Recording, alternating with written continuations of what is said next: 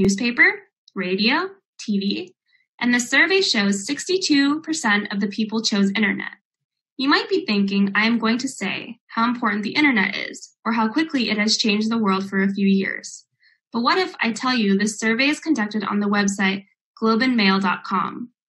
Our answer will be different because the people who did this survey on a website must be frequent users of internet. This sample is a biased sample, so we have to pay attention to how a survey is conducted.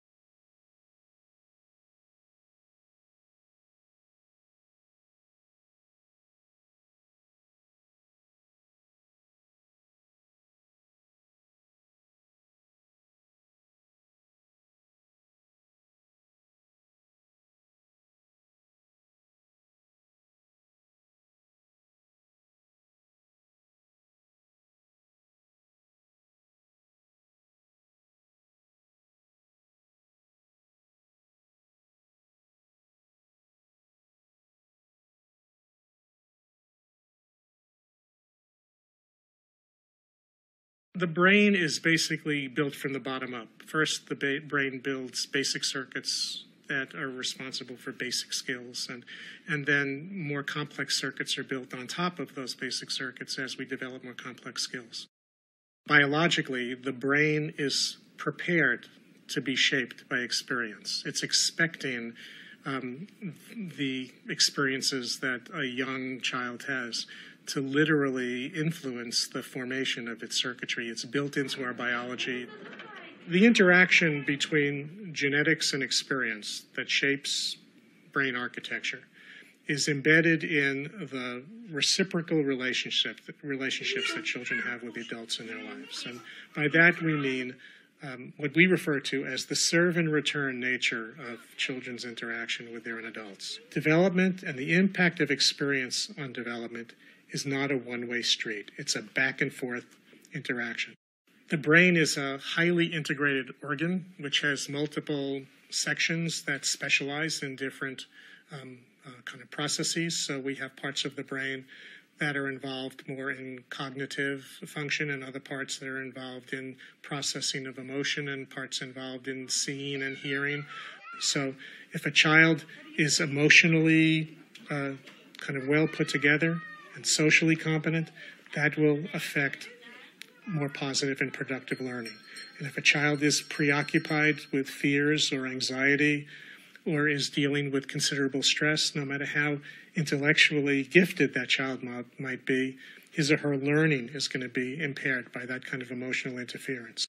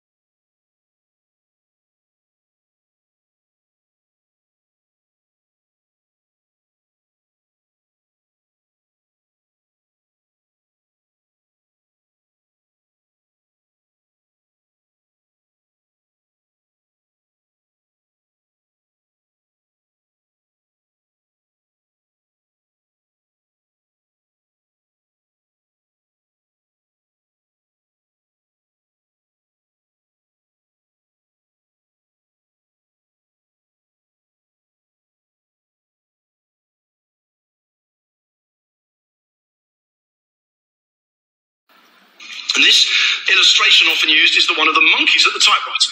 Okay, so we have a monkey sitting on a typewriter, and the claim here is, basically, if you leave chance and time long enough, you will get life. Don't worry about it. Yes, it's strange. Yes, it's wonderful. But leave enough matter, 600 million years on Earth, and you will have life. So the monkey's sitting on the typewriter, and the chances are, eventually, he produces the complete works of Shakespeare, so what's the problem?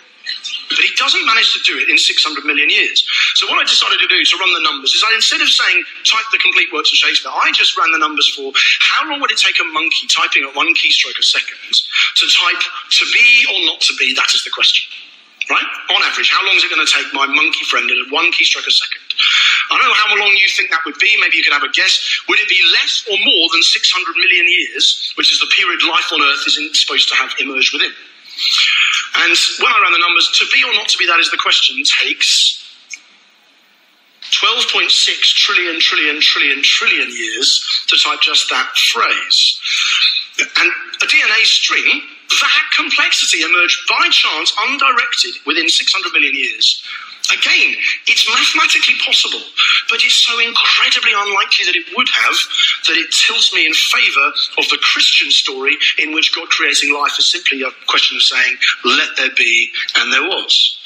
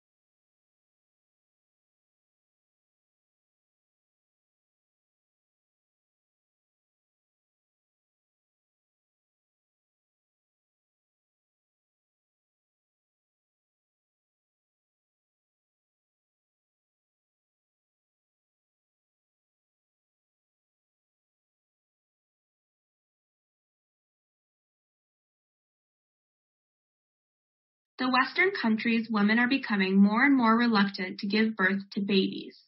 However, the male status in society remains as strong as it ever has in recent years. The birth rates increased during 20th century, but it starts to decrease over these last 2 decades. In the year 2000, as an example, the birth rate remained at around 1%. There are even some negative birth rates in other countries. Birth rates dropped to its lowest point that has never been seen in the society. It also has impacts on males in the society, especially young men, and it might have some connection with unemployment rates as well.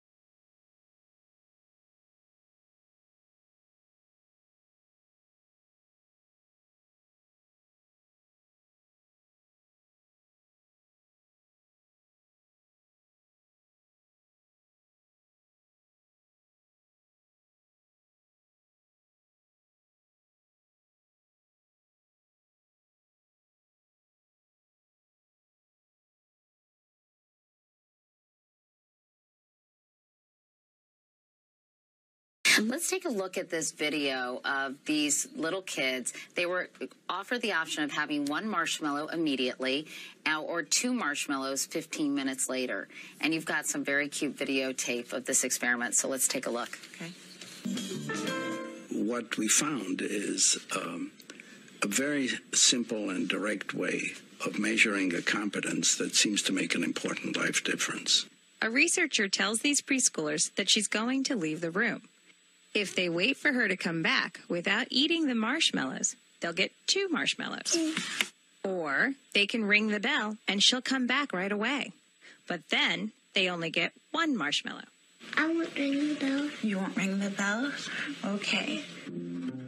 Looking at children over time, Dr. Michelle has found that being able to wait longer at 4 has some pretty powerful implications. And what are those powerful implications? Is that that later in life they're more disciplined and have more self-control? Is that pretty much it? Well, they are more likely to achieve their life goals. They have better relationships. They did better on their SAT tests. I know, that's crazy. All because they waited 15 minutes for 2 marshmallows? I mean, I think it is crazy. I probably would have eaten all 3. But yeah, me too. But, you know, actually, yes, the ability to be able to pursue your goals, in this case it was to have 2 marshmallows versus 1, and not go on automatic and just grab the marshmallow, is a very important skill. But I think a main point in Mind in the Making is that these skills can be taught if you're 14 or 40 or 4. It's not ever too late, and any child can learn them, any adult can teach them, and it's never too late.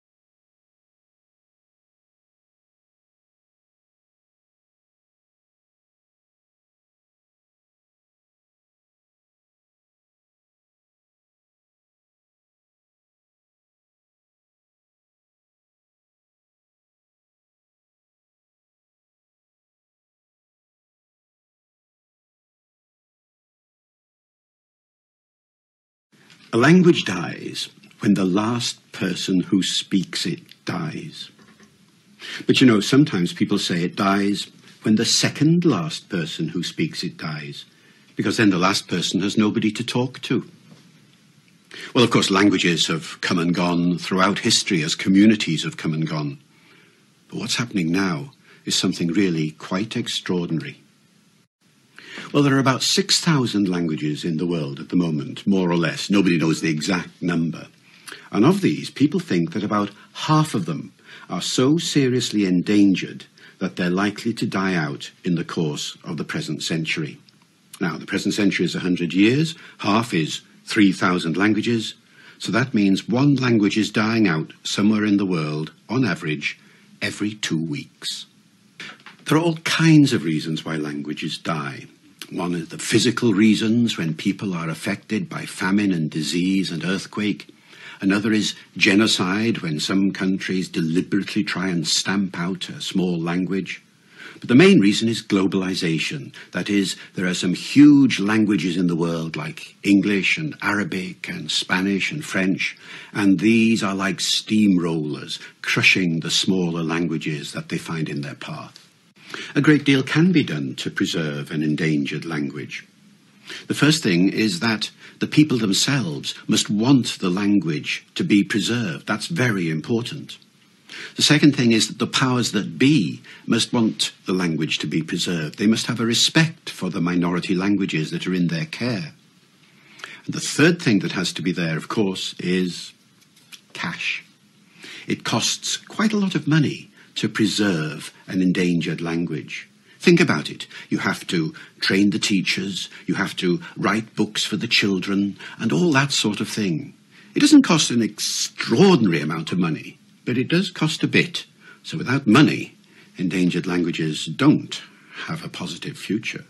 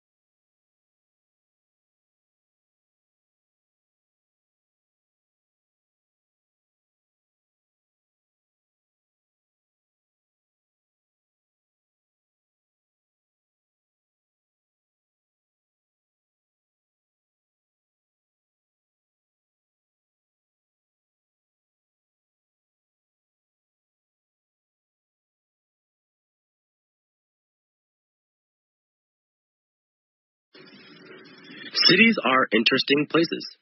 Some cities are carefully planned, built for a reason, and reflect the needs of the people as it grows. Others are less conscientiously designed. Paris, for example, was originally founded in the 3rd century as a small village, and with every passing generation it grew in size and importance. It grew from a medieval city to a modern city, but the transition was not always smooth. Emperor Napoleon III had to hire someone to oversee the rebuilding of Paris. The man he chose was Georges Eugene Haussmann. In 1853, Haussmann began the process of renovating France's capital city. His basic instructions were to bring light and air into the central districts, improve the sanitation and living areas, and make Paris a more modern, beautiful city. Not your average weekend renovation. Haussmann's projects included the destruction of the old medieval neighborhoods, widening of streets, building large parks and public squares, and addition of fountains and sewer lines. To add to all of this, the size of Paris had to be increased, doubled, actually, and Napoleon III issued official decrees annexing nearby suburbs to make them part of the city. One of the main priorities of this massive renovation was to connect all of the districts together. If we think of Paris like a house, each district was its own room, existing essentially independently of the other districts. Napoleon III wanted it to be easier to travel between the most important districts and to create a sense of this being one unified city, not a series of independent neighborhoods. So Haussmann created large avenues that connected the districts. More than that, he made all of the avenues look roughly the same. Buildings on a major avenue were required to be roughly the same height and style, and even had to use the same cream-colored stone for the facade. The result was to remove any local characteristics and create a uniform Paris. For the first time, the city had a specific look, a style that people began to associate not with a district, but with Paris itself.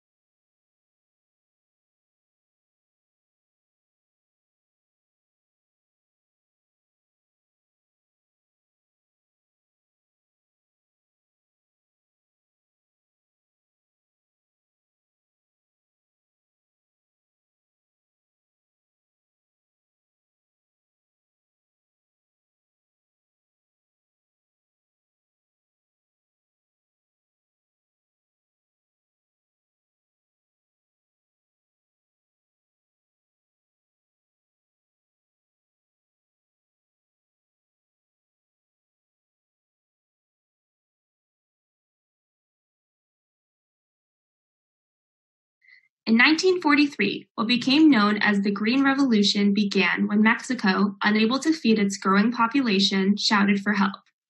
Within a few years, the Ford and Rockefeller Foundations founded the International Rice Research Institute in Asia, and by 1962, a new strain of rice called IR-8 was feeding people all over the world. IR-8 was the first really big modified crop to make a real impact on world hunger. In 1962, the technology did not yet exist to directly manipulate the genes of plants, and so IR-8 was created by carefully crossing existing varieties, selecting the best from each generation, further modifying them, and finally finding the best. Here is the power of modified crops. IR-8, with no fertilizer, straight out of the box, produced 5 times the yield of traditional rice varieties. In optimal conditions with nitrogen, it produced 10 times the yield of traditional varieties. By 1980, IR-36 resisted pests and grew fast enough to allow 2 crops a year instead of just 1, doubling the yield. And by 1990, using more advanced genetic manipulation techniques, IR-72 was outperforming even IR-36. The Green Revolution saw worldwide crop yields explode from 1960 through 2000. 7.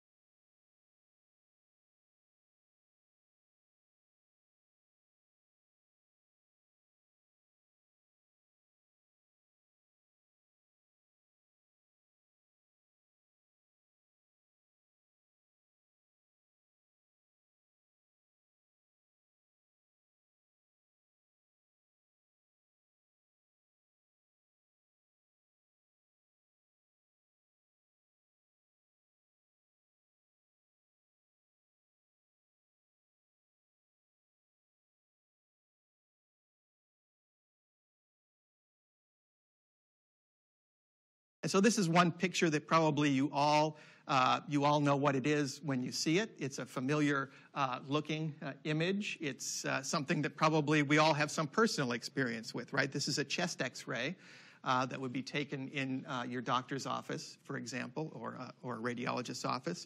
And it is a good example of biomedical engineering in that it takes a physical principle, that is how do X-rays interact with the tissues of your body, and it uses that physics, that physical principle, to develop a picture of what's inside your body. So to look inside and see things that you couldn't see without this device. And you'll recognize some of the parts of the image. You can see the rib cage here, the bones. You can see the heart is this large, bright object down here. If you're have good eyesight from the distance that you're at, you can see the vessels leading out of the heart and into the lungs, and the lungs are these darker spaces within the rib cage.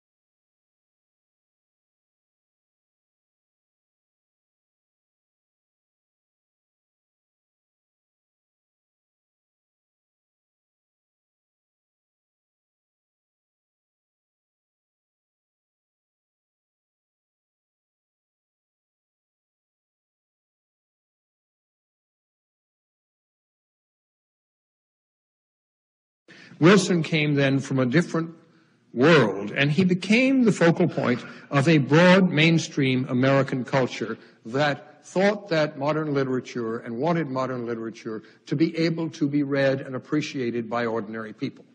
They were not modernists in an abstract sense, and certainly some of them, like T.S. Eliot and Faulkner, were too difficult for some of their writings to be read by ordinary people. But this was a world before the division between the brows or between elite or whatever had established itself as part of our consciousness. Wilson was a major player in the successful effort of his generation to establish at the heart of American life an innovative literature that would equal the great cultures of Europe. And he knew that the great cultures of Europe were there. He was not a product of a narrow American studies kind of training at all. He joined a high artistic standard with an openness to all experience and a belief that literature was as much a part of life for everyone as conversation. He thought that Proust and Joyce and Yeats and Eliot could and should be read by ordinary Americans and helped that to happen. Wilson was a very various man. Over a period of almost 50 years, he was a literary journalist, an investigative reporter, a brilliant memoirist, and dedicated journal keeper. His biographical histories, To the Finland Station and Patriotic Gore, are profoundly influential with Americans today.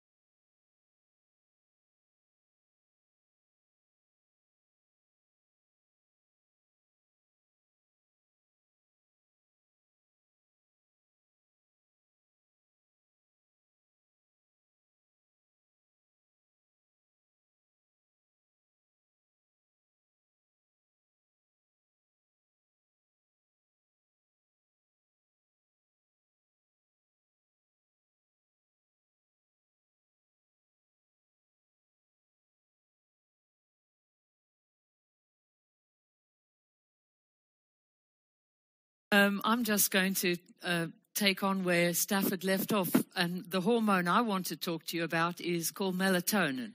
And it's synthesized in the pineal gland, which is a very small, it's the size of a pea in your brain. Descartes called it the seat of the soul, and it is where melatonin is made. Is this working? And it has a rhythm as well.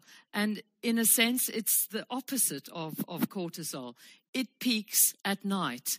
We call it the darkness hormone. In every species that we've studied, melatonin occurs at night.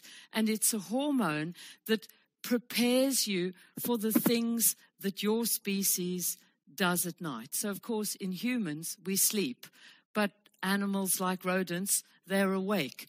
So it's a hormone that is related to darkness behavior.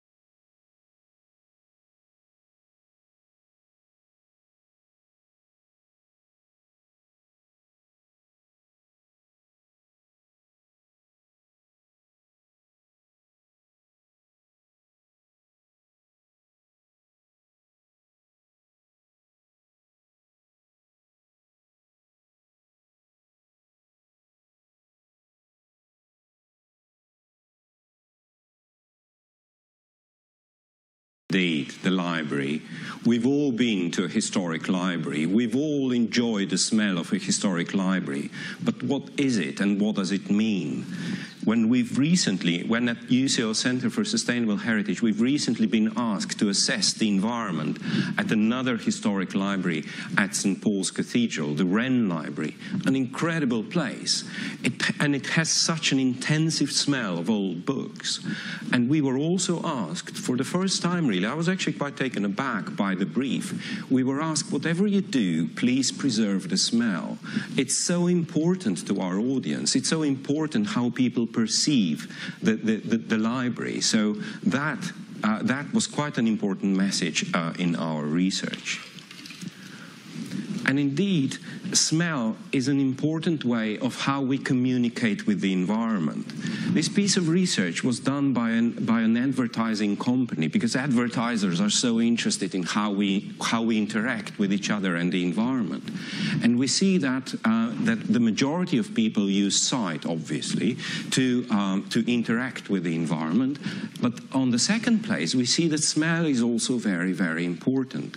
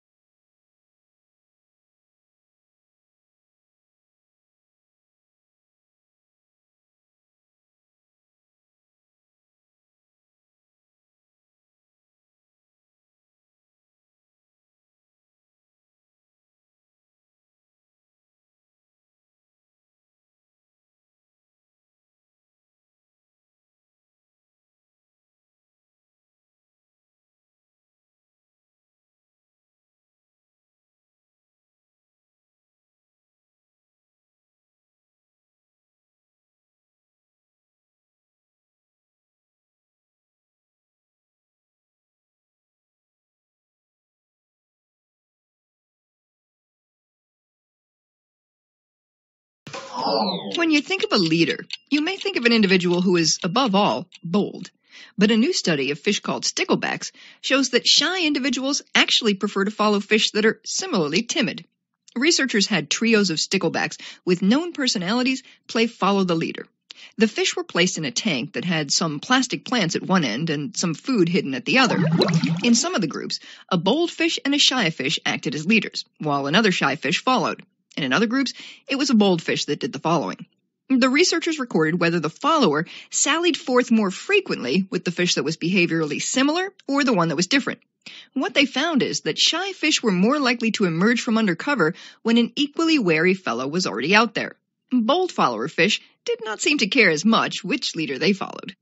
Of course, no matter which fish a stickleback chose to stick with, the bold fish did lead more joint expeditions over the course of the experiment than their more retiring friends. That's because the bold fish initiated more trips, regardless of who might be tailing them. The findings are in the journal Biology Letters. The researchers write that when offered a choice of leaders, sticklebacks prefer to follow individuals whose personality matches their own. But bolder individuals may, nevertheless, be able to impose their leadership, even among shy followers, simply through greater effort. We may soon see if such tendencies also hold true in humans when Americans decide who they'll follow in November, unless, of course, something fishy happens.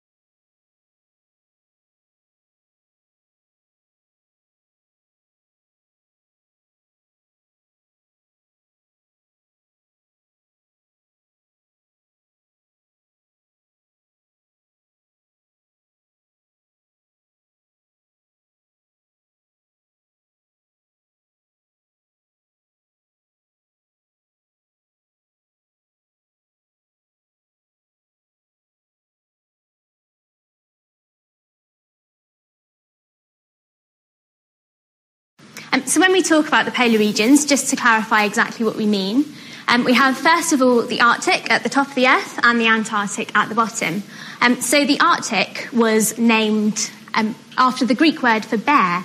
Now, surprisingly, it's not after the polar bears that live in the Arctic, but it's after the Little and Great Bear constellations that can be seen in the sky.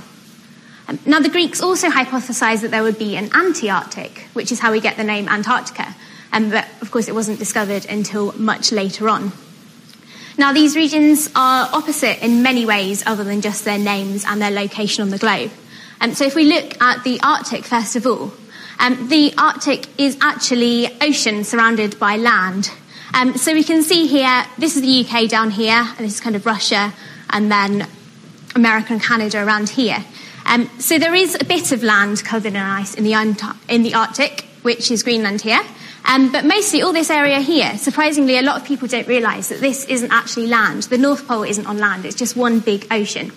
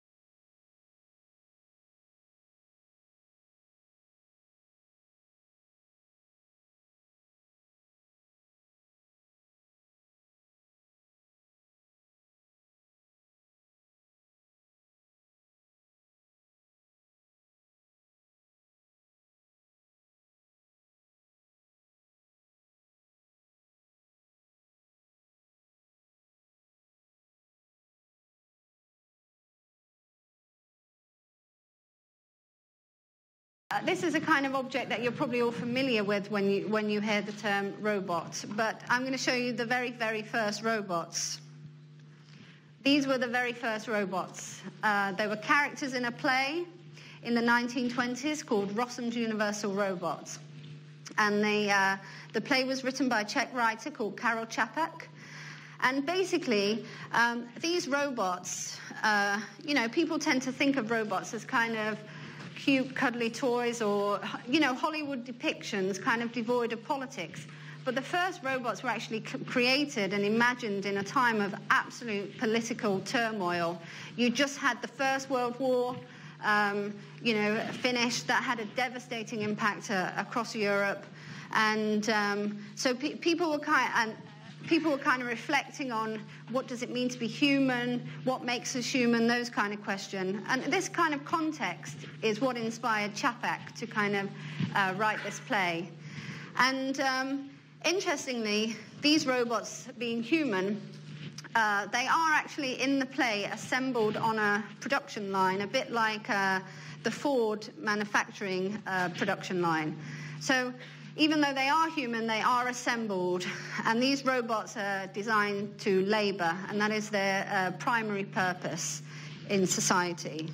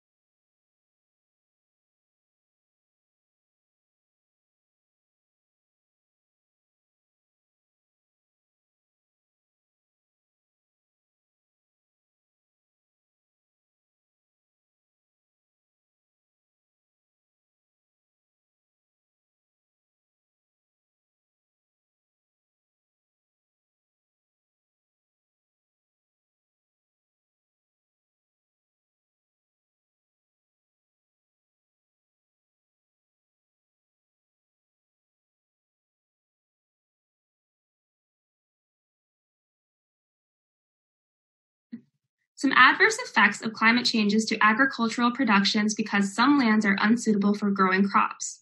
There will be millions of people facing hunger in Africa in the future. Climate change will result in less production and less food. It is difficult for developing countries to deal with climate change due to their financial status and other issues. There are many people living in hunger, especially in Africa. The climate change has devastating effects on world economy. The tropical areas on Earth are dry and hot, and are originally not suitable for food production. The change of the climate leads to extreme weather conditions such as flood and hurricane, which exacerbates the food production.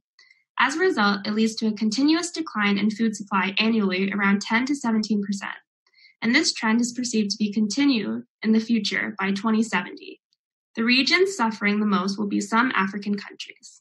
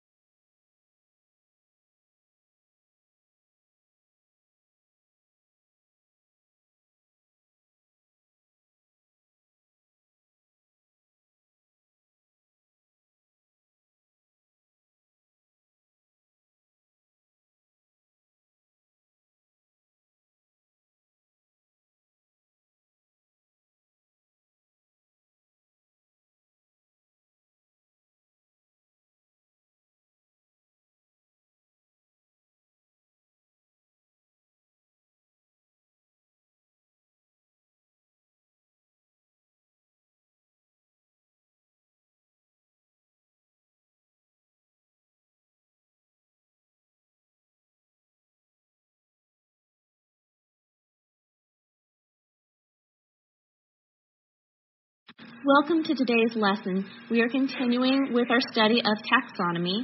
Taxonomy is how scientists classify organisms into different groups based on the characteristics that they share.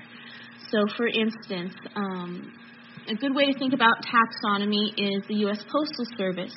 If we want to send a letter to someone, we first start off by addressing it to the nation they're in. By default, we usually assume that's America, but it doesn't have to be. It could be England or Costa Rica or Spain. You put their nation or their kingdom. Then within that kingdom, you address it to a slightly more specific level, their state. So, for instance, South Carolina would be the same as a phylum. Then within that state, you would address it to their city, and then to their street number, the street they live on. Then you would address it to, say, their apartment complex. And within that complex, you'd address it by their last name to their family. And then finally, their first name to the specific person you want to get it to. And in that way, we're able to weed out all the 400 million people we don't want to send our letter to in America and pinpoint the exact person we want the letter to reach. And in the same way, scientists use a taxonomy chart to pinpoint a living creature, an organism, and how it relates to everything else in the world.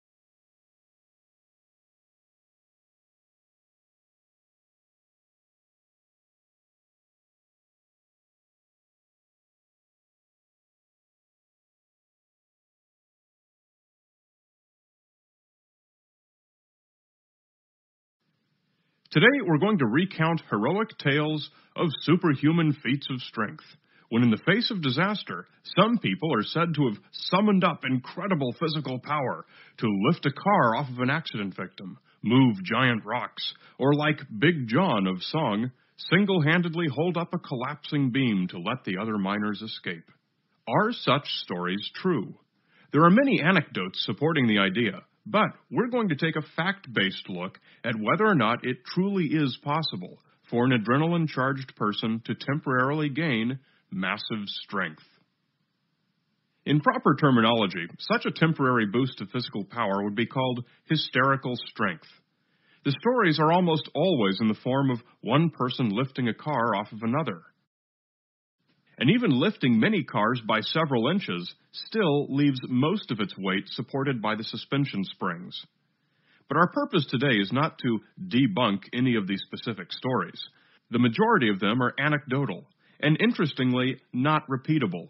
In many cases, the person who summoned the super strength later tried it again only to find that they couldn't do it. Basically, what we have is a respectably large body of anecdotal evidence that suggests that in times of crisis, danger, or fear, some people have the ability to temporarily exercise superhuman strength.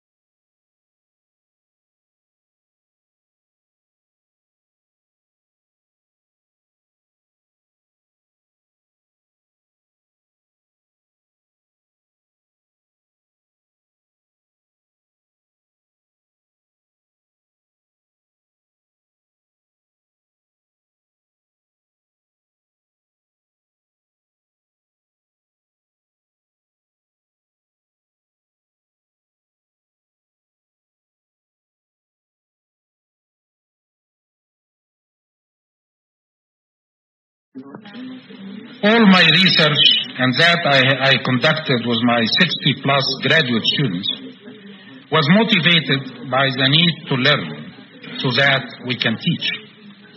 Of course, some inventions happened along the way, but I have always considered that the end result, I always considered these inventions to be byproducts of the learning process. The end product for me was always better understanding, or when one really succeeded, a unifying theory that can help us in teaching the subject.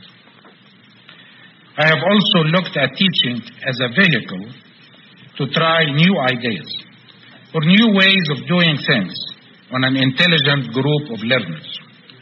That is, as a vehicle for teaching research results. In my experience, this kind of teaching is the most stimulating and motivating to students. I have also uncovered many interesting research problems in the course of teaching a subject. It is this unity of research and teaching, their close connection, and the benefits garnered by exercising their interplay that to me characterizes the successful professor.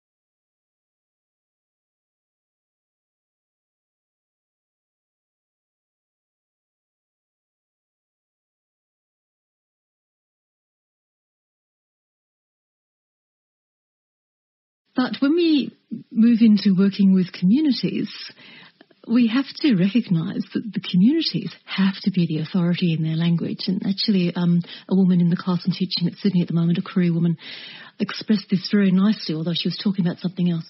She was distinguishing expertise from authority. And certainly linguists, because of our training, we do have expertise in certain very narrow areas of language. But we don't have the authority over what to do with that knowledge or what to do with other knowledge that the community produces.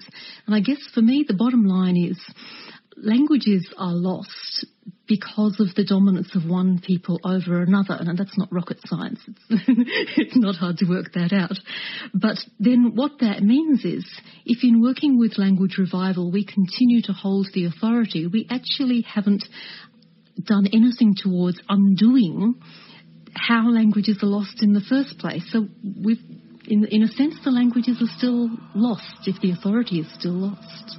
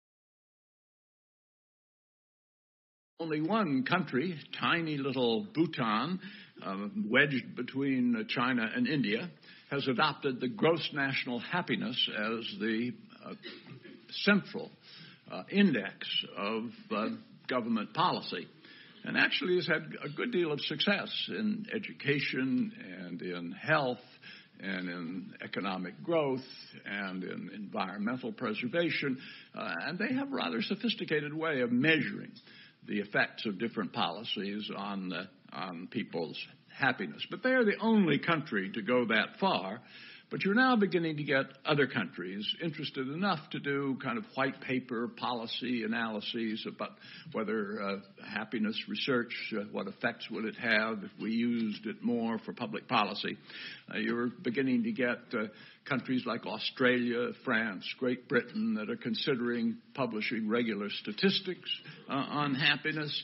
So it's beginning to become a subject of greater interest for policymakers and legislators in different advanced countries.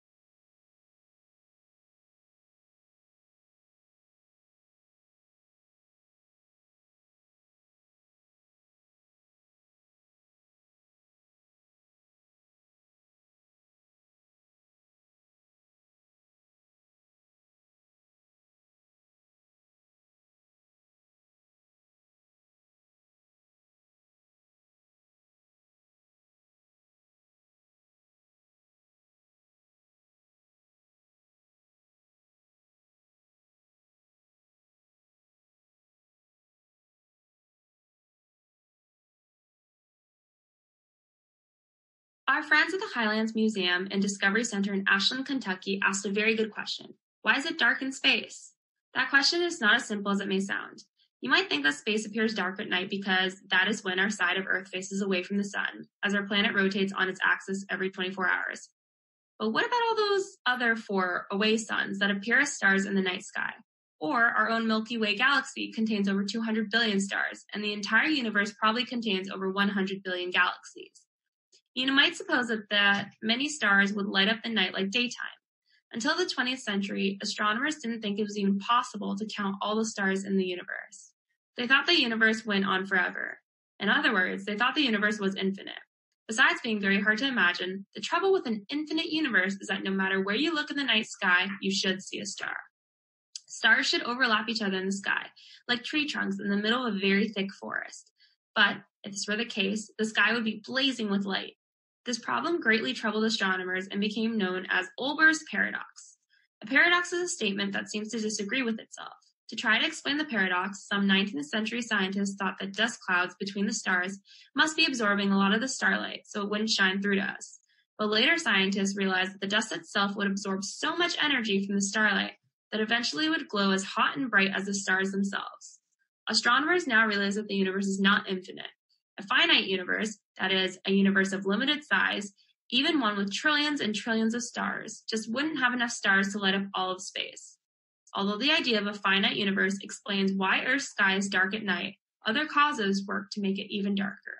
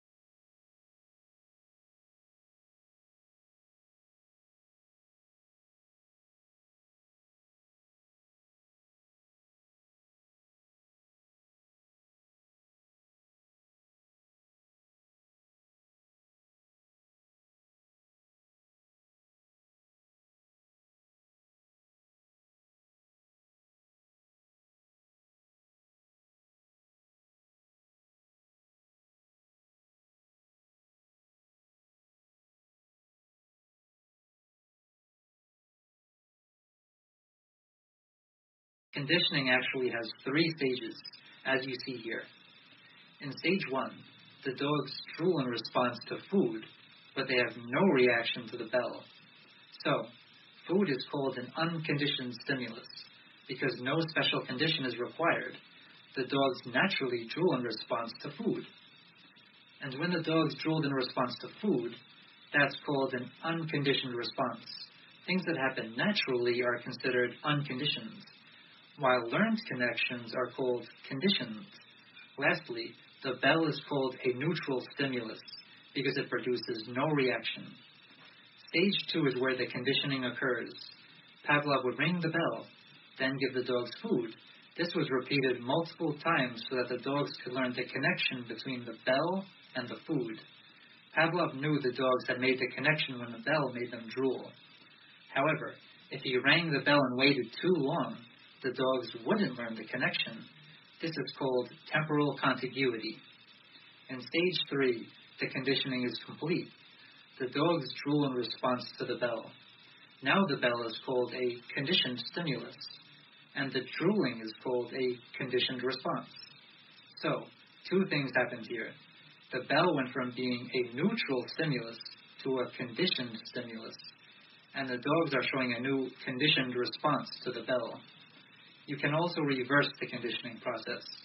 If you keep ringing the bell without giving the dogs food, they will drool less and less until the response disappears. That's called extinction. This concludes the video. Thank you for watching.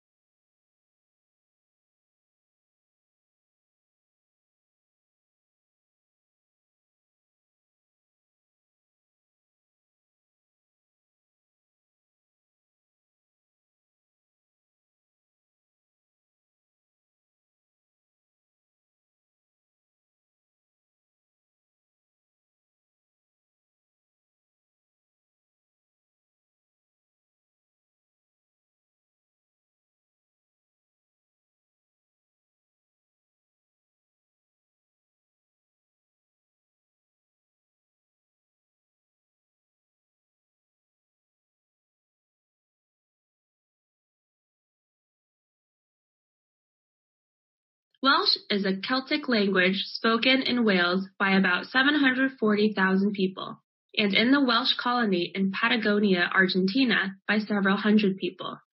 There are also Welsh speakers in England, Scotland, Canada, the USA, Australia, and New Zealand. At the beginning of the 20th century, about half of the population of Wales spoke Welsh as an everyday language. Towards the end of the century, the proportion of Welsh speakers had fallen to about 20%. According to the 2001 census, 582,368 people can speak Welsh. 659,301 people can either speak, read, or write Welsh, and 797,717 people, 28% of the population, claim to have some knowledge of the language. According to a survey carried out by S4C, the Welsh language TV channel, the number of Welsh speakers in Wales is around 750,000, and about 1.5 million people can understand Welsh. In addition, there are an estimated 133,000 Welsh speakers living in England, about 50,000 of them in the Greater London.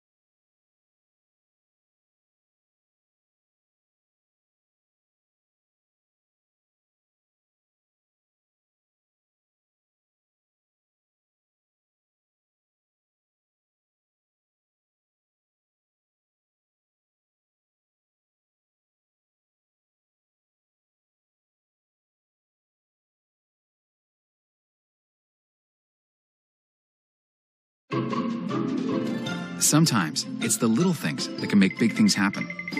Fleas and the plague, atoms and nuclear bombs, diminutive leaders in world history. Soot is one of these little things.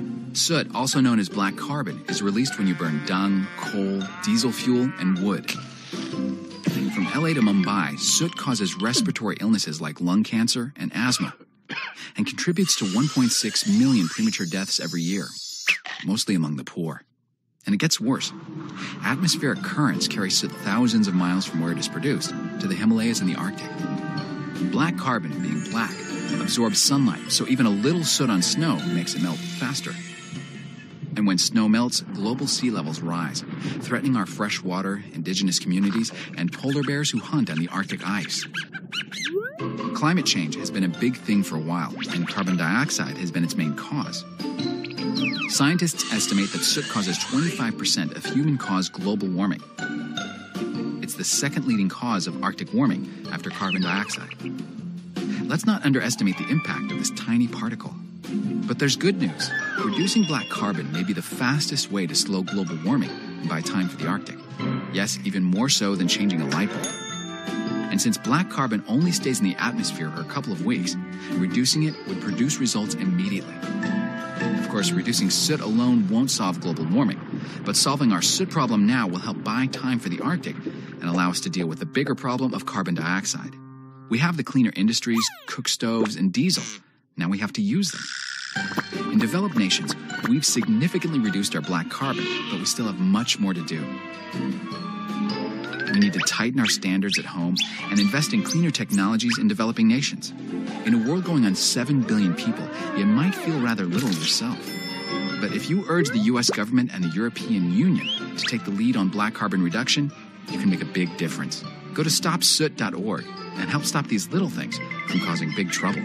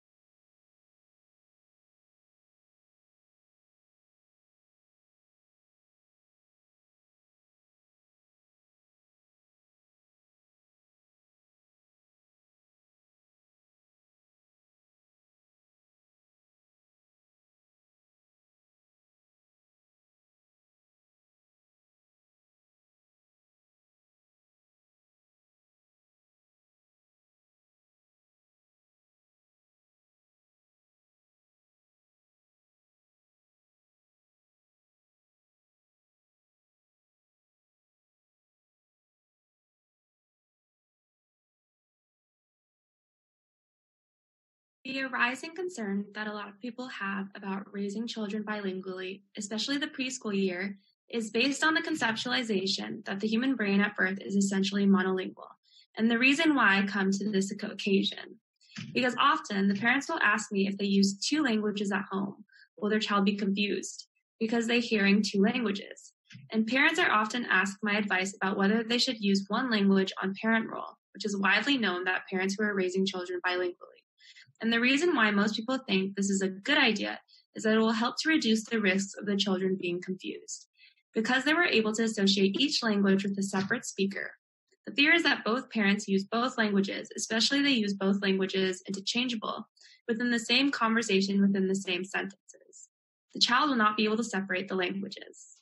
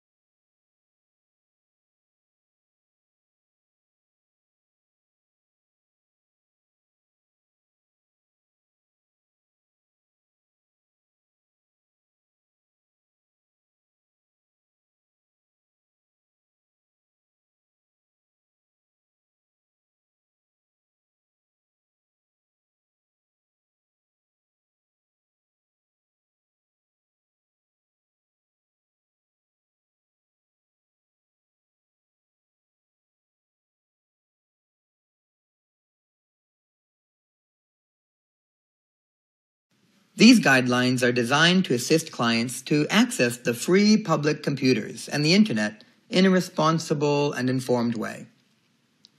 Although all care is taken to ensure a virus-free computer for public use, you'll see the service desk after entering the library, and you can have these services at the service desk. There are computers on each floor. You can use computers to access the Internet, check emails, and library catalogs. Follow the orange signs to find printers. Follow the instructions to use the printers.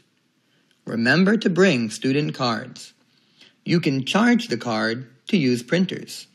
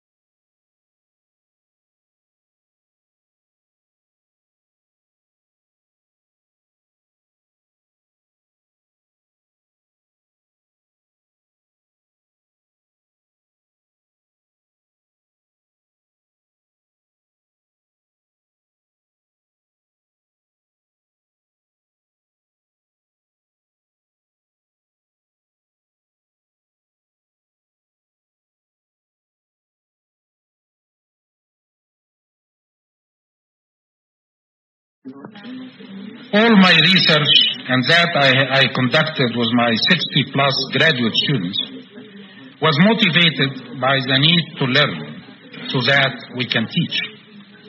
Of course, some inventions happened along the way, but I have always considered that the end result, I always considered these inventions to be byproducts of the learning process. The end product for me was always better understanding, or when one really succeeded, a unifying theory that can help us in teaching the subject. I have also looked at teaching as a vehicle to try new ideas or new ways of doing things on an intelligent group of learners.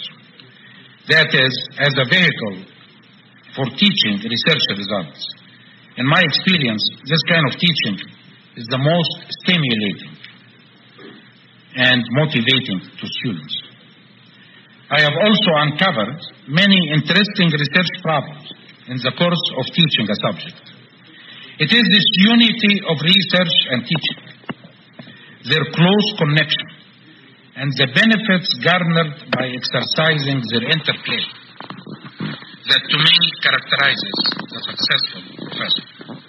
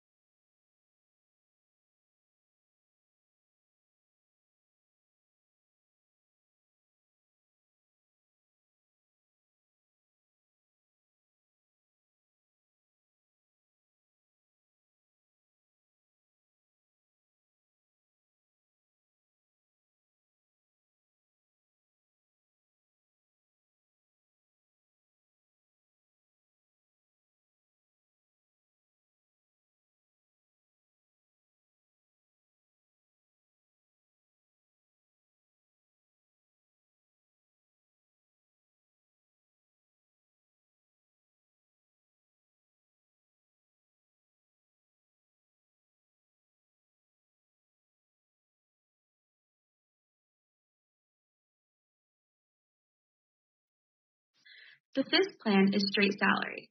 Straight salary sales compensation plans aren't very common, but they do have a place in some organizations. With this type of structure, you pay your salespeople a straight, albeit competitive salary like all of your other employees and nothing else. No bonuses, no commissions, and few, if any, sales incentives. This type of compensation plan is most often used when the industry you operate within prohibits direct sales, when salespeople work as part of small groups or teams and all contributions are equal, when your sales team is relatively small, or when your salespeople are expected to spend much of their time on other responsibilities other than selling. However, these plans don't tend to offer motivation to salespeople as there are no incentives for them to work harder. The second plan is salary plus commission. Salary plus commission sales compensation plans are possibly the most common plans used today. They're structured in a way that salespeople receive a lower base salary along with commission pay that makes up the majority of the total compensation. Organizations use salary plus commission sales compensation plans when there are opportunities to support all salespeople on this structure, and when there are proper metrics in place for tracking sales to ensure that the splits are fair and accurate. This type of plan is often the best choice as opposed to straight salary because it offers motivation to increase productivity and to achieve goals. It also offers more stability. Salespeople will still get some types of pay even if they're in training, when sales are low during certain months, or if market conditions get volatile. However, it can be more complex to administer. The third plan is commission only. Commission-only sales compensation plans are exactly what they sound like. You pay your salespeople for the sales they bring in and nothing else. There's no guarantee of income. These types of plans are easier to administer than salary plus commission and provide better value for your money paid as they are based solely on sales achieved. They also tend to attract fewer candidates, but do attract the most top-performing and hardest-working sales professionals who know they can make a good income because they know how to sell. On the other hand, though, they can create aggression within your sales team and low income security, which can lead to a high turnover rate and sales rep burnout from stress.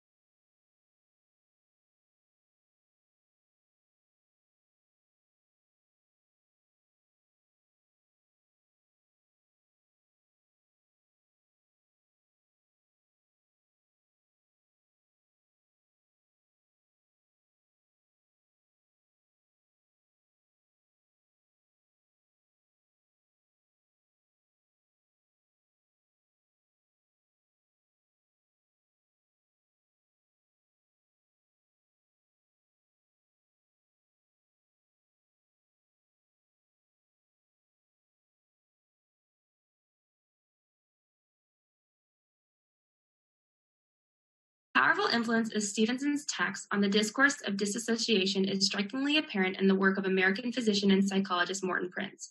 Reber credits Prince with pioneering the phenomenon of popularizing MPD, as embodied in the spectacular case. Prince's Dissociation of a Personality, 1905, tells the story of Miss Christine Beauchamp, a pseudonym for Clara Norton Fowler, who, according to Prince, is a person in whom several personalities have become developed.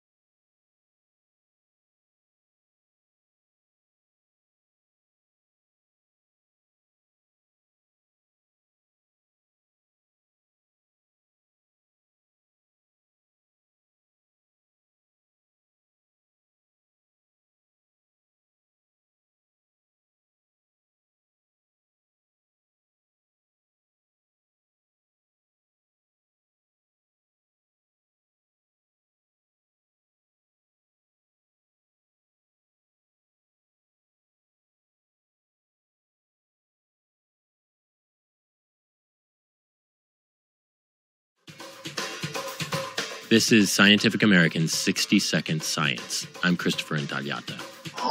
The sound of a cracking knee isn't particularly pleasant, but it gets worse when you listen up close. It does for most people, but for me, it actually just makes me excited. Omar Inan, an electrical engineer at Georgia Tech. I actually feel like there's some real information in them that can be exploited for the purposes of helping people with rehab. Inan's experience with cracking knees goes back to his days as an undergrad at Stanford, where he threw discus. If I had a really hard workout, then the next day, of course, I'd be sore. But I would also sometimes feel that I would feel this basically catching or popping or creaking every now and then in my knee. A few years later, he found himself building tiny microphones at a high-end audio company. So when he got to Georgia Tech and heard the Defense Advanced Research Projects Agency, or DARPA, wanted better tech for knee injuries, he thought, why not strap tiny microphones to people's knees to eavesdrop as their legs bend? What we think it is the cartilage and bone rubbing against each other, the surfaces inside the knee rubbing against each other during those movements. He and a team of physiologists and engineers built a prototype with stretchy athletic tape and a few tiny mics and skin sensors. And preliminary tests on athletes suggest the squishy sounds the device picks up are more erratic and more irregular in an injured knee than in a healthy one, which Inan says might allow patients and doctors to track healing after surgery. Details appear in the IEEE transactions on biomedical engineering. The primary application we're targeting at first is to give people a decision aid during rehabilitation following an acute knee injury, to help them understand when they can perform particular activities and when they can move to different intensities of particular activities. A useful thing to take a crack at. Thanks for listening. For Scientific American's 60-Second Science, I'm Christopher Intagliata.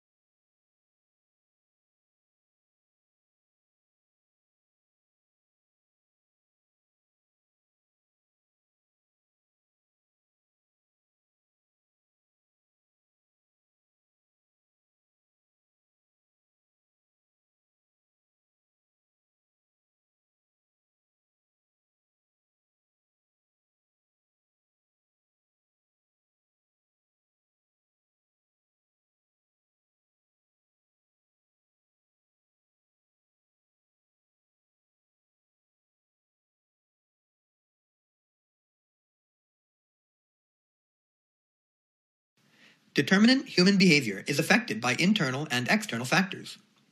At the end of lecture, the speaker mentioned that psychologists are interested in explaining human behavior. Determinant is influenced by two factors, the personal factors, which are internal, and the environmental factors, which are external.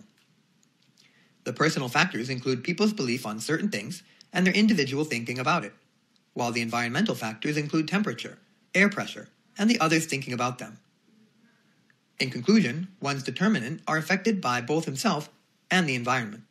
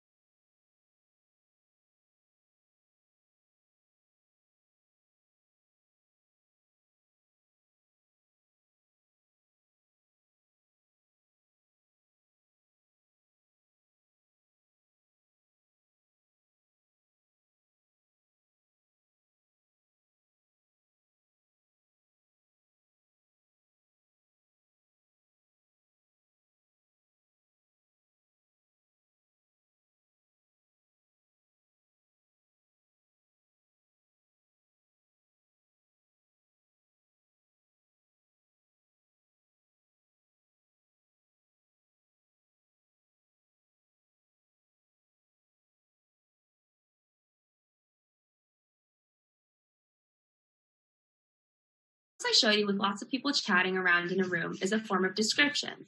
We use different kinds of methods to describe a situation.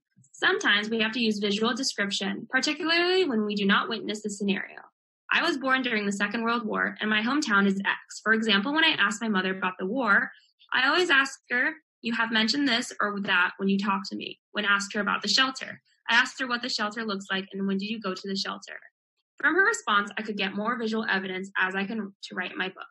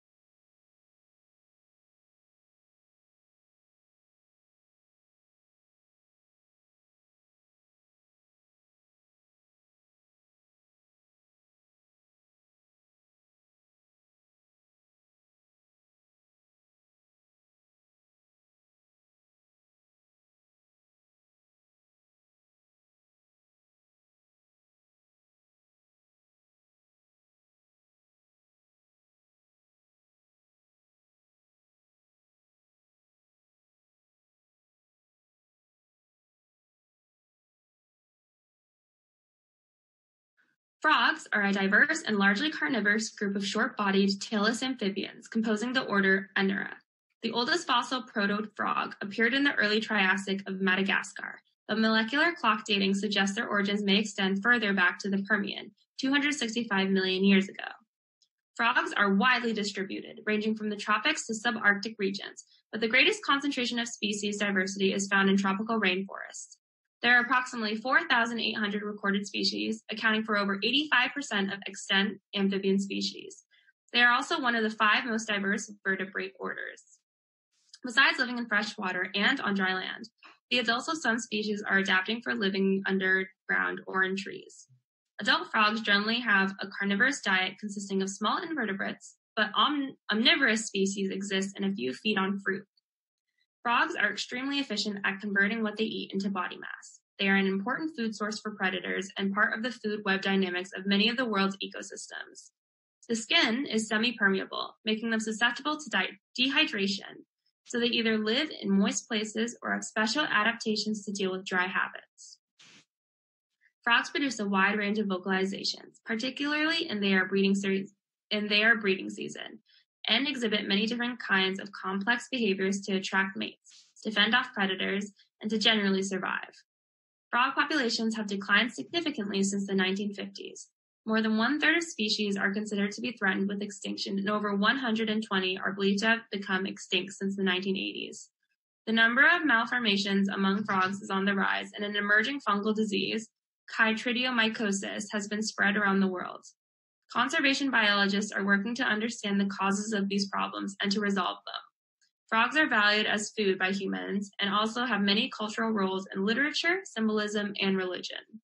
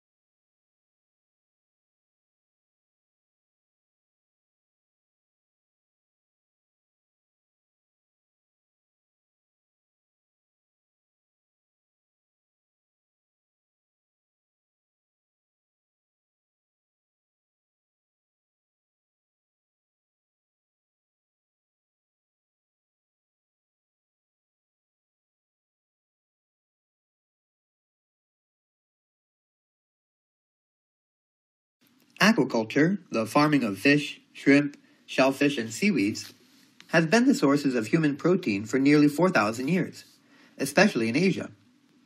In the last decade, however, there has been unprecedented growth in aquaculture production, more than 300% since 1984, which has increased the importance of the modern food supply. It is the world's fastest growing food production activity. And globally, more than 25% of the odd fishing and shellfish production in 1999 was attributable to aquaculture. Yes, this industry's contributions to human diet is actually greater than the numbers imply, whereas 1/3 of the conventional fish catch is used to make fish meal and fish oil. Virtually all farmed fish are used as human food. Today, nearly 1/3 of fish consumed by humans is the product of aquaculture, and that percentage will only increase as aquaculture expands the world's conventional fish catch, for the oceans and lakes continues to decline because of overfishing and environmental damage.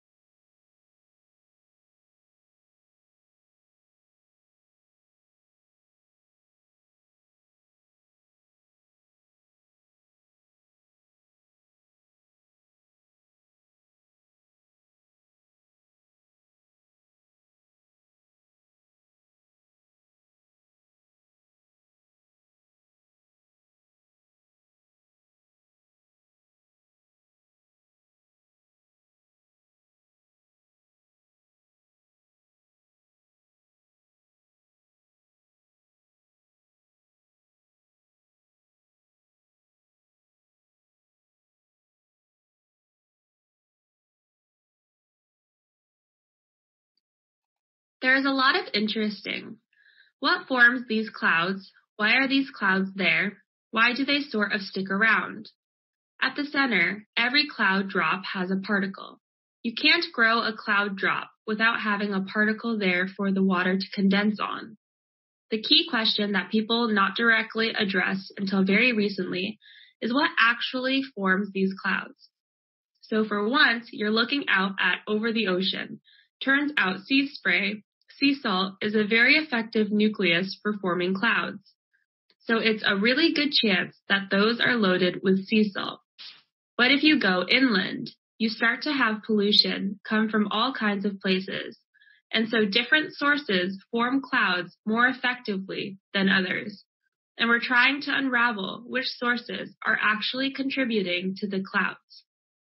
The clouds are incredibly important players in climate change, and that they reflective the white They reflect the light back into space, and so they're keeping things much, much cooler than they would be if they weren't there. They also play a huge role in regional weather.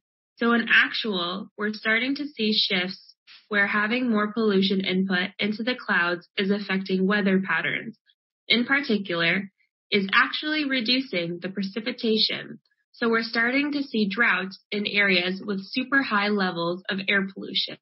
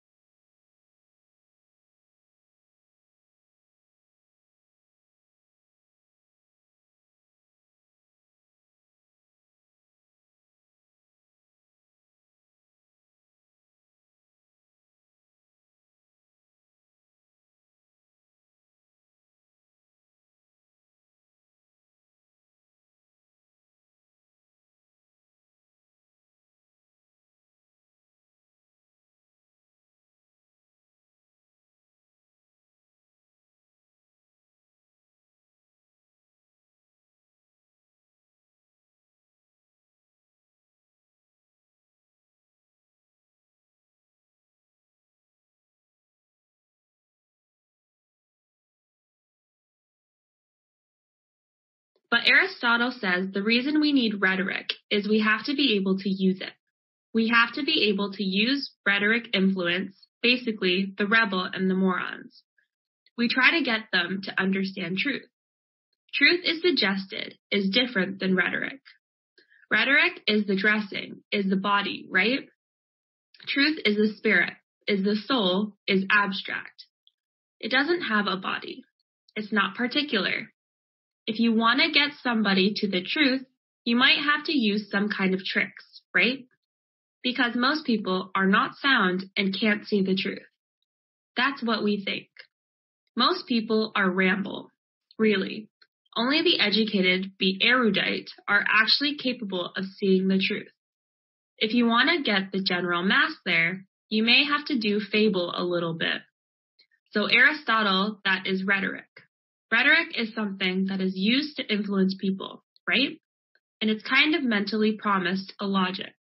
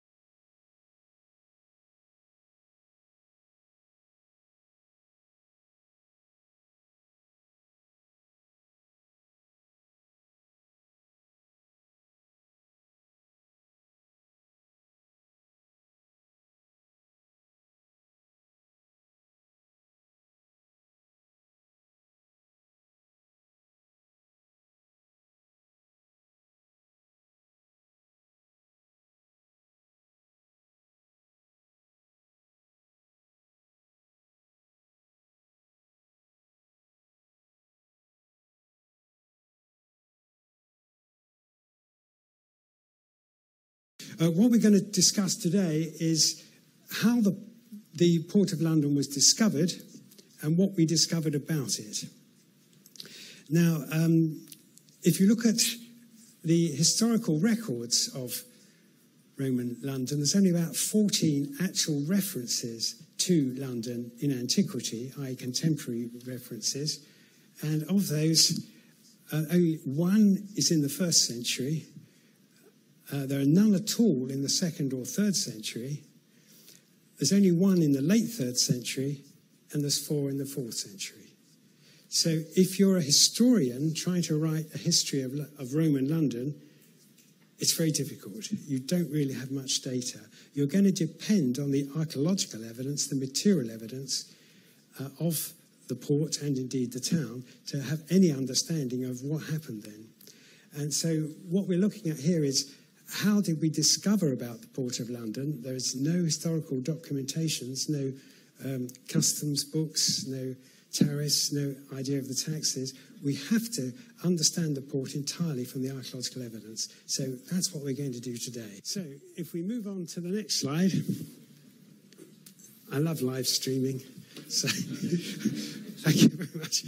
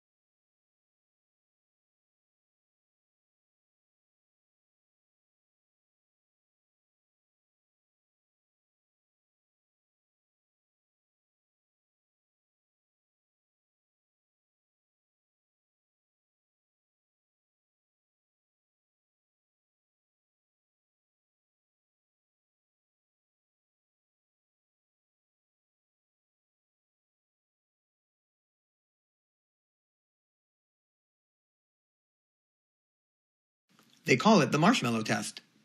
A 4 to 6-year-old child sits alone in a room at a table, facing a marshmallow on a plate.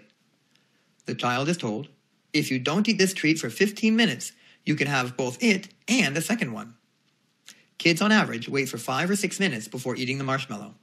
The longer a child can resist the treat has been correlated with higher general competency later in life. Now a study shows that ability to resist temptation isn't strictly innate. It's also highly influenced by environment. Researchers gave 5-year-olds used crayons and 1 sticker to decorate a sheet of paper. One group was promised a new set of art supplies for the project, but then never received it. But the other group did receive new crayons and better stickers. Then both groups were given the marshmallow test. The children who had been lied to waited for a mean time of 3 minutes before eating the marshmallow. The group that got their promised materials resisted on average of 12 minutes. Thus, the researchers note that experience factors into a child's ability to delay gratification. When previous promises have been hollow, why believe the next one?